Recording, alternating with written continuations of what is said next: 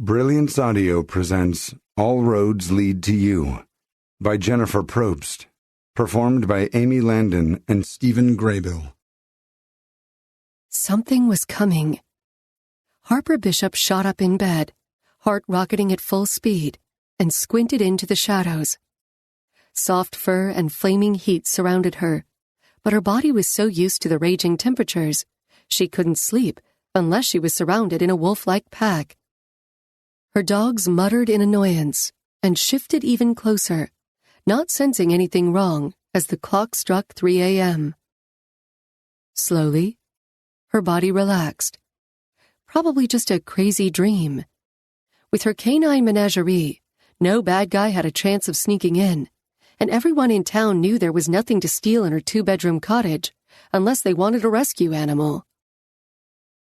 She lay back on the pillow and stared at the ceiling. Her inside shifted again, as if sensing a storm rolling in. Sometimes she wondered if she was becoming more animal-like because of her company. But this primitive instinct stirring in her gut didn't feel like danger. No, more like a premonition. Her safe, orderly, protected life was about to unravel. Her brother Ethan would understand. He'd once confided he'd gotten those feelings back when he was in the military, ready to jump out of a plane on a rescue mission. A prickling of awareness that his old life was about to change for good. Biting back a sigh, she carefully extricated herself from the queen-size bed, where she barely had enough room to breathe, and padded to the kitchen. Moonlight trickled through the windows, and a soft spring breeze wafted in, caressing her bare skin. Figaro lifted her head from her perch on the top of the recliner and shot her a disgusted stare, then went back to sleep. Harper shook her head. Figaro never acted like a rescue cat. The black feline had been half-starved, rain-soaked, and shivering in the bushes when Harper saved her. A few days later, the cat had claimed her space like the royal queen she believed she was, forcing the dogs to accept the new hierarchy.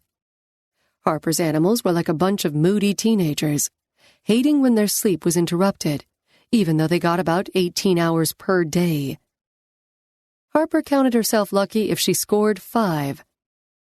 Flicking on the light, she perused her choice of coffee beans, deciding on the special Kona blend she had shipped straight from Disney World. She watched the pot drip, sucking in the amazing smell of energy and life, then took her mug to the oversized leather chair, the one Figaro didn't currently occupy. Curling her feet underneath her, she cuddled under the worn Afghan and settled in to watch the world slowly wake up. Her mind drifted, touching on the various tasks that made up her day. Running one of the oldest horse rescue farms in the quaint town of Gardner was her passion, but extremely demanding. There was another horse auction to attend, where she'd be on the lookout for any abused or broken horses to bring back and rehabilitate.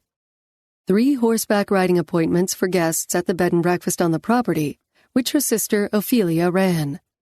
1 vet appointment for Stitch, who might have bruised her foreleg, and 2 buyer appointments she prayed would go successfully. God knew there were only so many stalls in the barn, and the more animals she was able to place, the more she could take in. It was a vicious cycle, often filled with disappointment and heartbreak. But she lived for the victories. Time had taught her how to wall her heart high enough, so a loss didn't wash away all she'd worked hard for.